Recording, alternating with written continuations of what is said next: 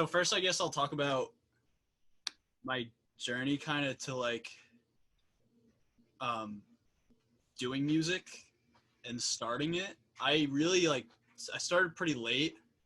I used to play ukulele when I was like really young. I think I did it in like 5th grade, and I bought this one right here. I didn't do too much after that. I would play once in a while, and then when I got to high school at TP, not my old high school, I picked up acoustic guitar, but I really didn't dive into it much. Like I probably play like once in a while. Like I knew a few chords. It wasn't anything crazy. And then Solomon, I was friends with him, of course, and he got me to join Mr. Kelsey's music class my sophomore year. And like I still really didn't know what I was doing. I was like so naive to like the music world. I had no idea how any of it worked, and even a lot of the art stuff I really didn't know too much about. So I joined, and I remember playing guitar like the first day and like never playing in a band before, and it just being so new to me, and it was so strange. And he was just like, okay, this is the scale, like this is a very standard scale. It's kind of called a minor pentatonic, and he just showed me that and was like, okay, now solo. And I was like, what does that even mean? Like I don't even know what you're talking about. So I just sat there and like played with it, and like I had no idea what I was doing. And then fast forward to just a year later, I was in music class with Will, and like I practiced quite a bit over the summer and stuff, and got more into it, and started getting a little more serious. And I was like, maybe I'll do this as like a hobby. I'll probably have this for a while, and I really enjoy it and whatnot. And I've always liked music, so. But I remember like going to music class with Will, and I was good friends with him, and him just like seeing like what he could do and everything, and hearing the melodies he made and stuff, and the solos that he could do. I was just like, I have to be able to do that. Like that's insane. And so he kind of took me under his wing and showed me stuff, and we would get really into it. And I learned pretty much everything either from Mr. Kelsey or YouTube that I know, even production wise. And so yeah, I bought my first guitar, electric guitar, that December. So this was only a year and a half ago. And I played for like 6 hours a day, just like trying to get as good as I could. And so yeah, and then kind of over the summer I continued doing that, and I kind of learned what I like in music, and kind of realized that perhaps this is something that I want to pursue further. And then I got the opportunity to go to Stevens and play lacrosse and then do music there, which is insane. And so this kind of culminated into the Senior Independent Project, because I really wanted to write music. Like my passion in music, as much as soloing over blues tracks is really fun, I'm more concerned about creating full compositions, and I really want to put more music out. And I really, really like melodies and harmonies, and how everything kind of works together, and not necessarily like an overpowering guitar or overpowering any instrument, you know what I mean? And so that's kind of where I came to you doing this SIP, and I was like, I'll just make music. Like, and I had no idea what I was doing, and I really wanted to learn how to produce.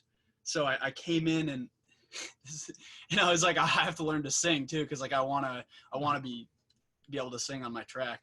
So I really didn't start singing until like December, I want to say, when I like joined the play. And that's a big part of the reason that I joined the play, because I knew it was a musical, and I knew I'd be able to sing every day. And that's not something that you're really easily afforded when you live in a dorm with a bunch of people. It's like pretty hard to like practice singing. So I got to do that, and I got a little better at it and whatnot. And then when I came home over break, I did it for a lot of hours every day until like I could sing in tune and carry a melody and whatnot. And then I made this pretty much. And it was it was more of me just like playing around, and I was just, it wasn't really, it's not insanely personal or anything. The song's not really about anything that I've gone through necessarily, maybe stuff that I've seen and whatnot. But yeah, I was just playing around one day, and I have a looper which just, you sit there and you like play some chords over, and it'll just loop some chords. Then you can play melodies over it and whatnot.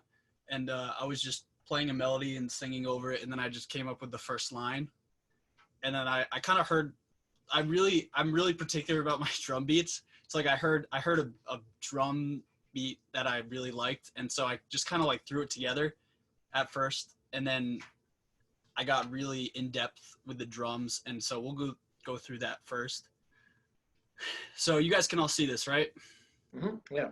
Okay, so how this works is you'll go right here, and so this is drum kit 1. So this is the main drum kit that I use throughout the whole process. So you see right here, I have my first snare and my second snare right here, these two.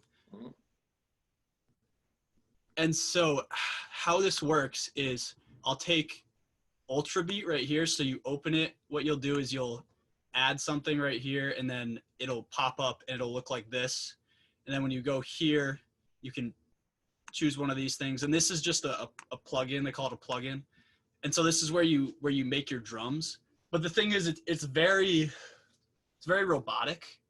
So, and I am not a huge fan of that. I wanted it to sound as realistic as possible. And sometimes when you have something that's as realistic as possible, it's not perfect.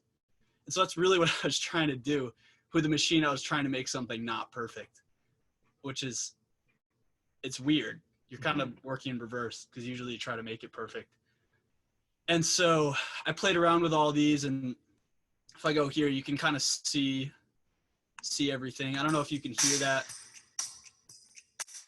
So that's, you guys can hear that? Yep. Okay, so that's like that's the beginning. It's kind of, it's unmixed, unedited. And so then you put that into here, and then you spread it out pretty much. You separate it by the pitch, and you spread it out. And so then I went in with each individual part of the drum, and to make it sound coherent, because all these parts are from different drum kits that I liked. To make it coherent, you have to come in and by ear figure out what sounds right. So in this kick right here, I used EQ and compressor, which is pretty standard. I came in and I took off the high end, which is just like the higher pitched hertz. So the stuff that makes it sound really roomy. So I'll maybe play a sample of this. I don't know. You guys hear that?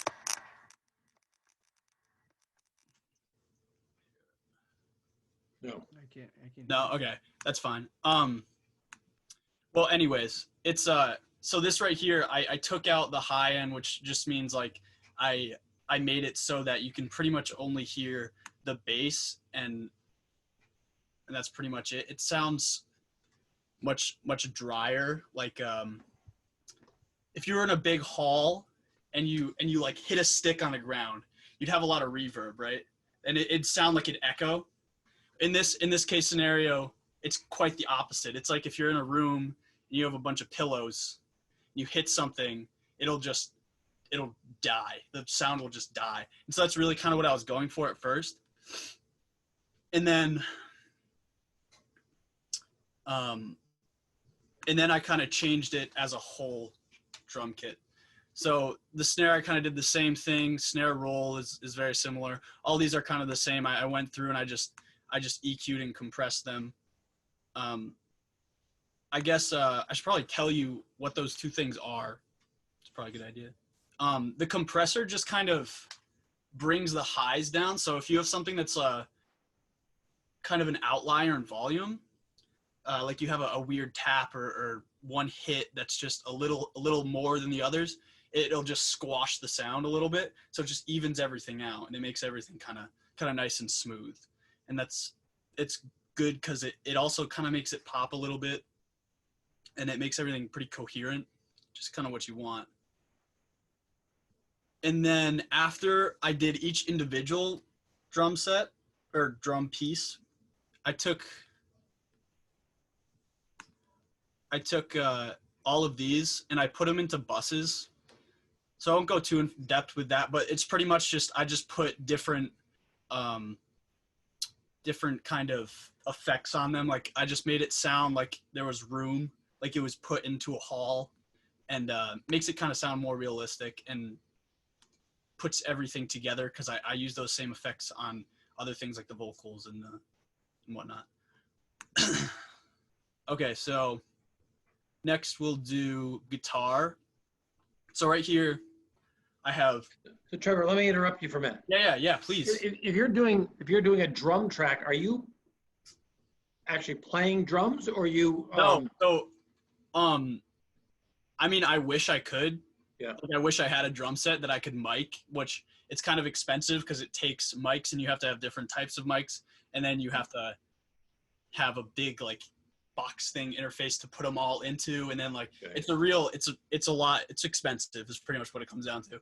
And so what I'm doing is I'm putting them into, I'm getting these sounds from the internet. You download sounds from the internet, and then you come in, and so like say I want a kick sound, I come into Ultrabeat, which is like the software inside of the software. This is the drum software. And so then I come in here and it'll say load sample. And then you hit the load sample. I won't do it because it'll unload the sample automatically. But you hit the sample and then all these files come up. And so then inside the files, you have the sounds that you already downloaded. And so I downloaded this kick that I really liked because I was looking for a specific kick drum. And it came up, and so I loaded it in, and then you just hit. You see these right here, this grid. So I wanted it on 1, and then I wanted like a beat just before the 1. Mm-hmm. And so I put it there, and then I put it there, but I wanted the beat before the 1 to be a little less. Okay. So you hear it goes bum, bum, bum, bum, and so like that's just like trying to make it sound somewhat realistic. And so this is just a grid. I'm literally just filling it in. Like there's no, Okay. It doesn't take much skill. But when you're playing guitar, then it's your guitar, right? Yeah, that's different. So Okay. Trevor, yeah, could you go back to the drum machine? Yeah. Did you use the piano roll for all of that? no, this is. Oh yeah, use that. But Yeah. I see there's a button down at the bottom left. That says Yeah. Step. Did you use the step sequencer? Does that? I haven't used this before. Does that? Are you talking about which? It's which down step? down in the lower left of the machine where it says step and voice. Next to swing. Oh, down here. No, Yeah.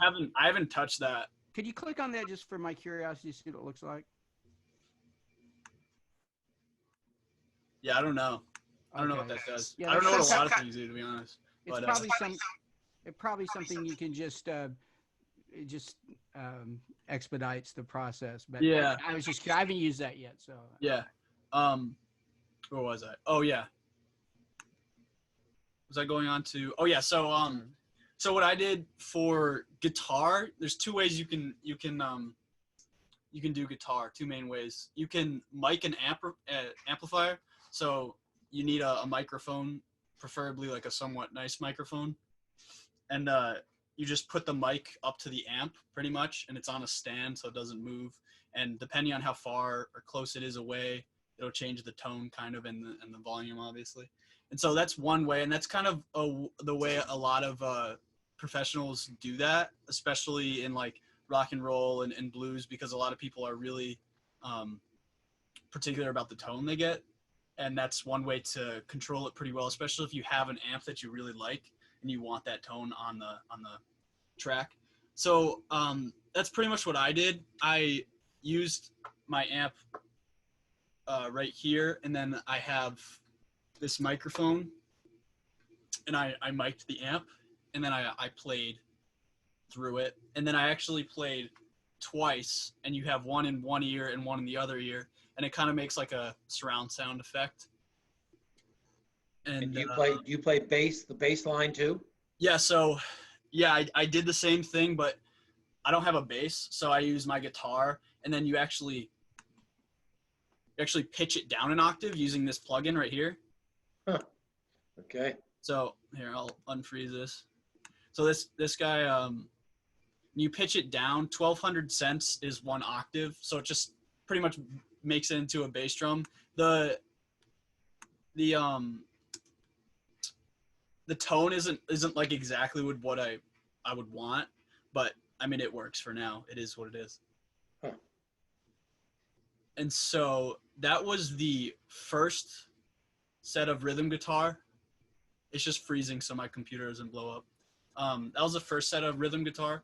And then after that, I did the lead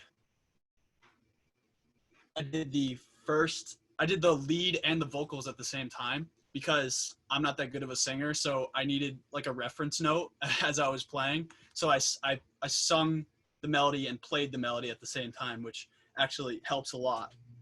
And so you can see that right here. These kind of match up because these are the lead vocals and the guitars. So you can, if you played the track, you could hear that every time I say a word, I'd probably play a note pretty close to it. So did you record the lead guitar and the vocals on one mic, or did you have multiple? That's a good idea. That's a good point. So the other way, which I didn't go through this, the other way you can record guitar is by going direct. So I have something called an interface, and this is what everything goes through before you here, I actually have it right here. It's probably better to just show you what everything goes through before it reaches the computer. So it looks like this, and right now the mic is connected to it, and then this end goes into my computer. And so I can plug my guitar directly into the interface and directly into my computer. It's a different sound, and it's kind of a weird sound. It's like it's almost fuzzy, but it's not like distorted. It's kind of hard to explain. But I played with the sound like pretty hard, and I did a bunch of stuff to it. I put it through an amp, and then I put a scanner vibrato on it, and like that's just kind of a texture, I would say. And then I EQ'd it just to get everything kind of right. She said, love her boy, don't let this get out of hand. Our love is pain within. I wanna make you my everything.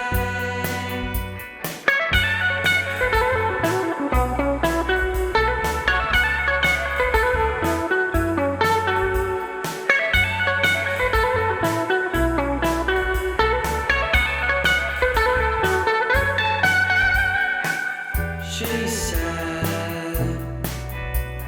love her boy, you give me so much joy.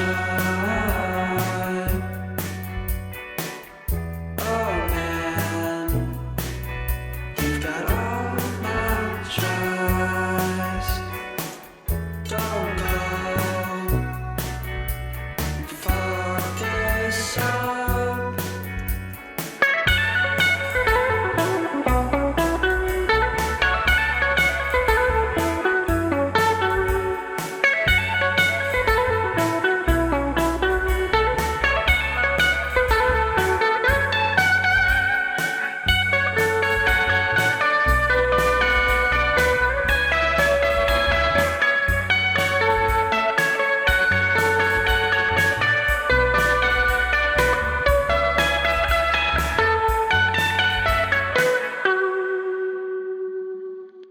Well, I guess after listening to it, after you guys like listen to it, the first thing I should say is like all of this is really just, it's a lot of things to try to make it sound like there's not a lot of things. is the most simple way I can say it, to make it sound as coherent as possible. And like, it really didn't take that much effort is what it comes down to, but obviously it did.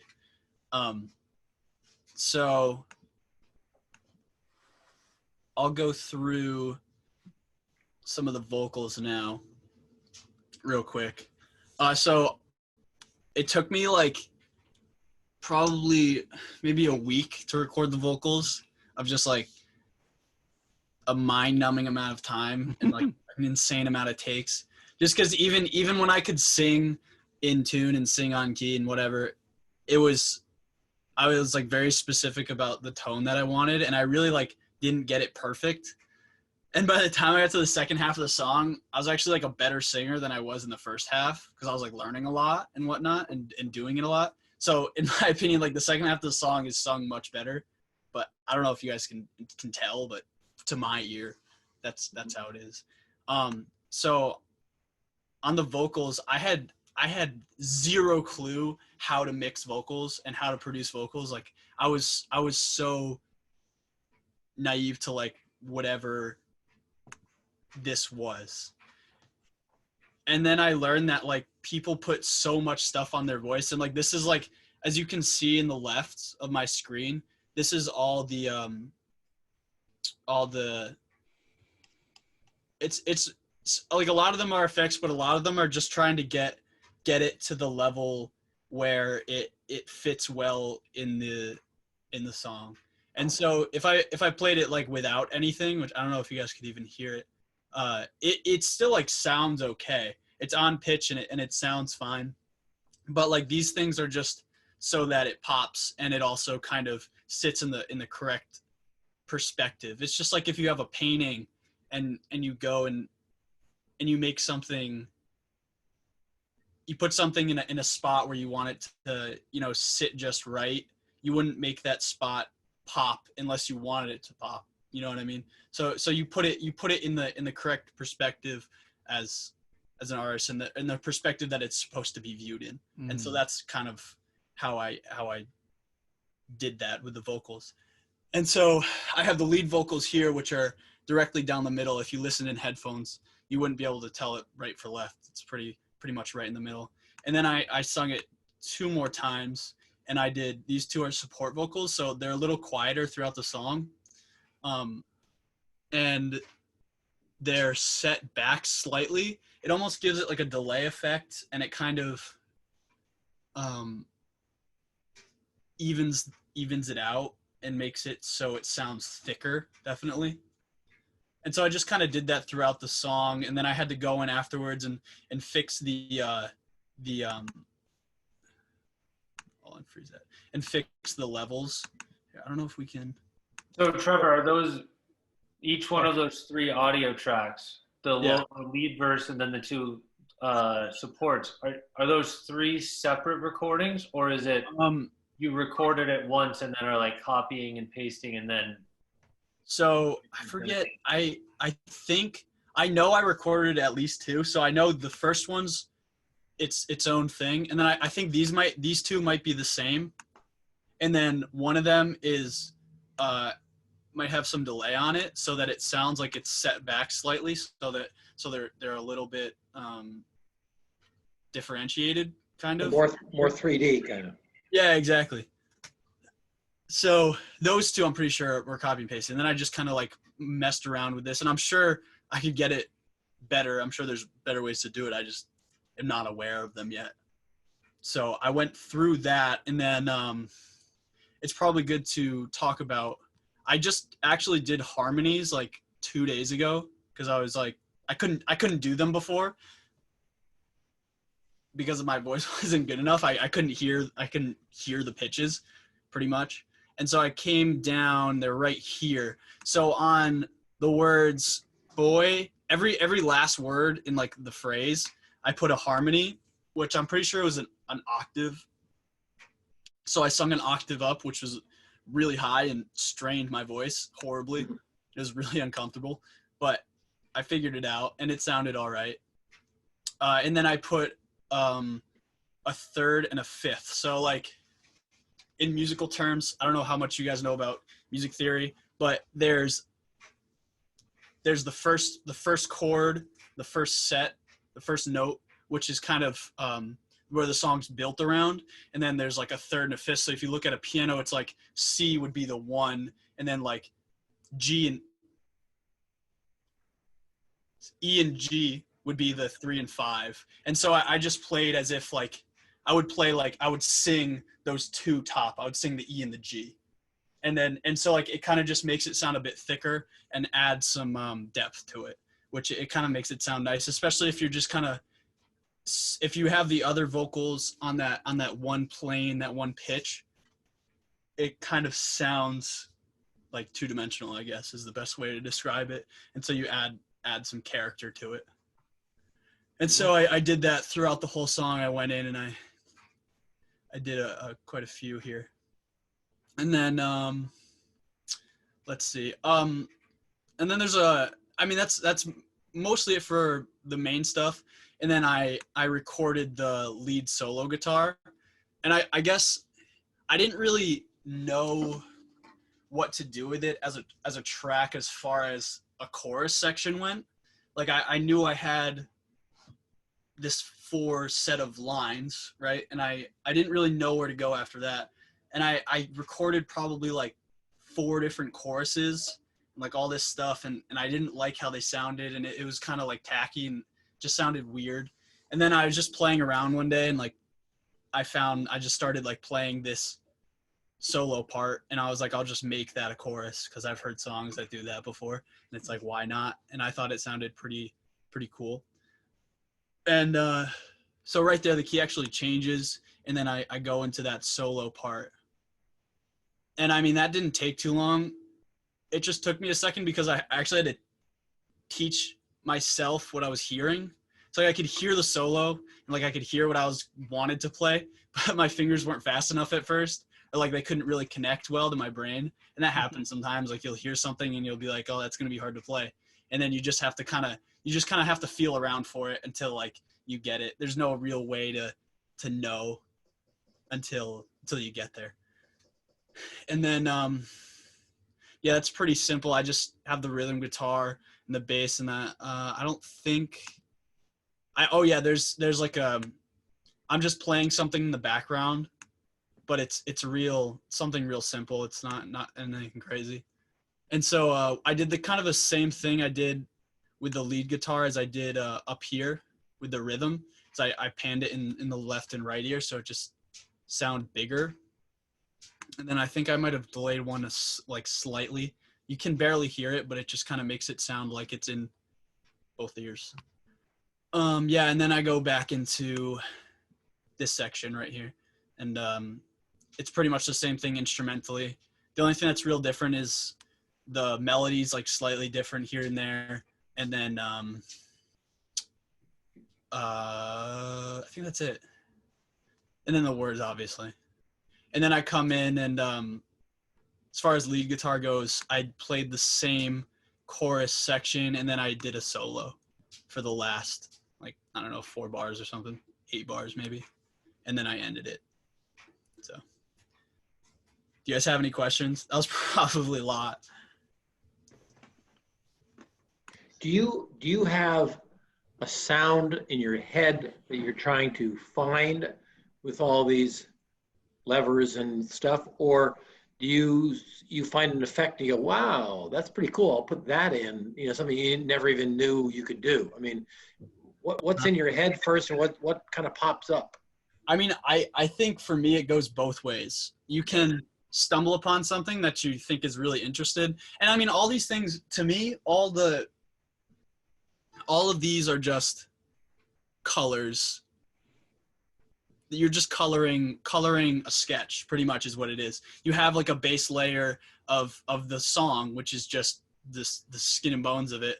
And then as you add whatever effects that you like, or like some small stuff here and there, you're just coloring it and adding depth to it. And so there's sometimes specific colors that I have in mind that I'm interested in, and that will really like play into, like, I hate this word, but like the vibe of the song.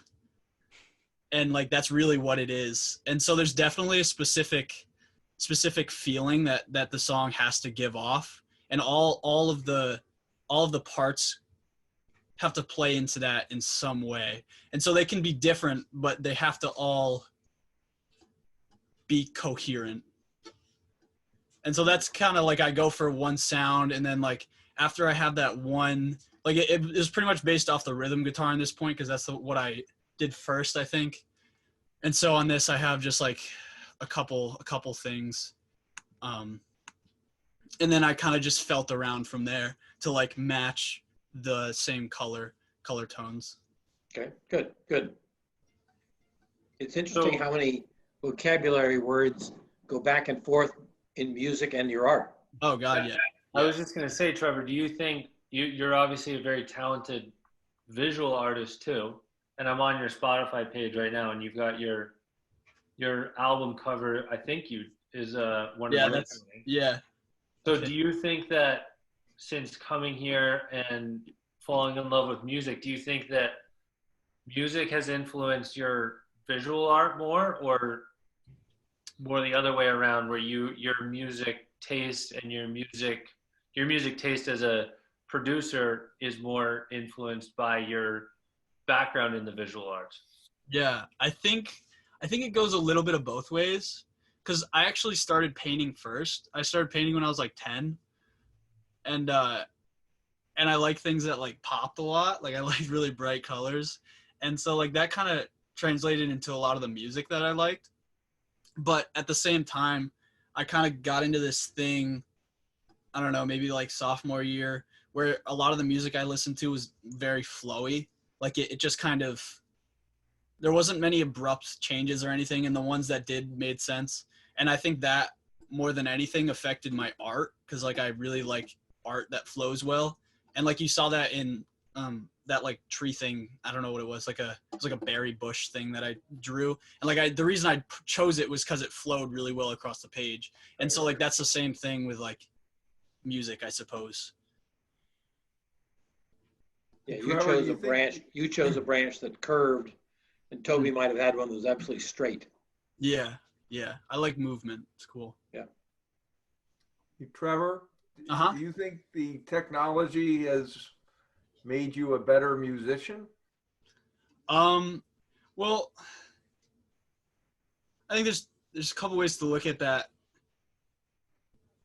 You can look at it in the lens of the viewer. Like you hear this stuff, and obviously like I can't sing like this live. Nobody can. But you take the best singer in the world, and like they're not going to be as good of a musician live as they are produced.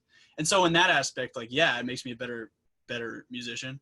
But in the aspect of ideas and creativity, it really doesn't change anything. It just opens the door to finding things that I couldn't find normally. Good. And then, so I don't know how many people here were at Trevor's presentation in the fall, but remind me, and feel free to step in if I mess up the details here, Trevor, but I think you showed us 2 or 3 songs. You had one that you guys did together as like one live set basically, and then you had one where you guys had all recorded separately and you produced those, right? Yeah. Yep. And so you've gone from basically producing a live performance to producing using individual actual recorded instruments, to now you're manufacturing. I thought it was funny. You kept saying it was so simple. It's like blowing my mind over here. But you're manufacturing your entire drum kit throughout this song, and then mixing that with some stuff that you're recording. Which one of those 3 did you find the most challenging, and then which one of those 3 did you find the most rewarding? Yeah. Well, I think like the most gratifying, like in the moment, is definitely playing live, because like you can see what you did right there, and also you're with other people, so like the energy is in the room. But producing something on like a laptop like this is also cool, because you get to make everything yourself, and it's kind of like it's a blessing and a curse, because you can control everything, but also it's like you can control everything. So you can be sitting there for a year, just like, and people do that. And I would probably do that too if I had an actual project coming out. They would just sit there and like play with one knob forever. You know what I mean? For like a whole day. And you could totally do that. And like, I definitely got caught up in that where like it's super frustrating at one point. You know what I mean? Especially because like this is the first time I did this. So going in, I'm blind pretty much. And so like I got a lot, I hit a lot of blockades and had to go online and stuff like that and look it up. But in the end, it's definitely rewarding because like it's purely your work. You know what I mean? There's nothing else that goes into it. And like you have all the ideas behind it. And there's definitely something that's like, there's something to be said about making art with other people. But when you come in with an idea that's pretty like secular, I don't know, it's like your own kind of idea, it definitely is better to do that alone and process it alone, so that, at least for me, so that I can see everything come to life, and I can be super particular about what I want and how I want it to sound, and no one's going to tell me anything about it, like tell me otherwise, you know what I mean? And so it's funny that you mentioned like how the perfection element of it is almost dangerous, because I think both you and Sam both referenced going in at the last minute, fixing or adding a piece to your composition. Oh God, I mean, like I could still be working on it if I wanted to, and like I hear it, and all I hear is the bad parts about it. Like really, that's how I've always been, and like I can't help it. Like I'm a serious perfectionist when it comes to my work, especially when I'm like really passionate about it. Even though like this, to me, when I started this, I was like, oh, I'll just like do this for fun, and then like I ended up spending 9 hours a day on it and like staying up till way too late doing this stuff, and obviously it's extremely rewarding because you do all that and then something actually comes out of it. And then it's also, I also want to say, like, it feels like your child. Obviously I've never had a child before, but I would imagine like this is the closest that I've come. And so you have like this thing that like you created from nothing essentially, and then like releasing it onto the internet, you feel like it's just like, here, have my kid. You know what I mean? And then they can say whatever they want about it and like abuse it how they want. You know what I mean? And it's such a weird feeling that I've never felt before. And it really like gives you perspective on making art and like putting it out. It's very strange. And like and hopefully like that's something that's preparing me for putting out more music in the future. Good, great. Tell me how your parents felt when you went to Trinity-Pawling. How do they feel when I went to Trinity-Pawling? No, what you just described is probably how your parents felt when they dropped you off at TP. Yeah. Sure. Yeah.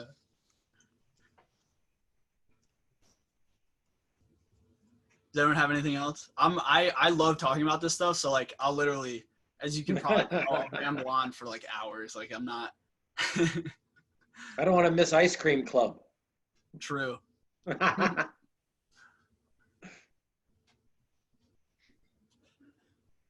Trevor, that was incredible. I'm very proud of you. That was it's fun to listen to how excited you get about it. And Yeah. I'll just circle back. I think I kept laughing to myself when you just dismiss all this work you've done as simple, because it's anything but simple. I mean, but you should see like what other people, like I see what other people do and I'm like, oh my God, you know what I mean? And so like, I just try to keep getting there. I don't know where there is, but it's out there. That's why it's successful. I can't believe you built your own drum kit like that. I mean, that is so much work. I do that like twice a day. I probably make like a couple beats a day.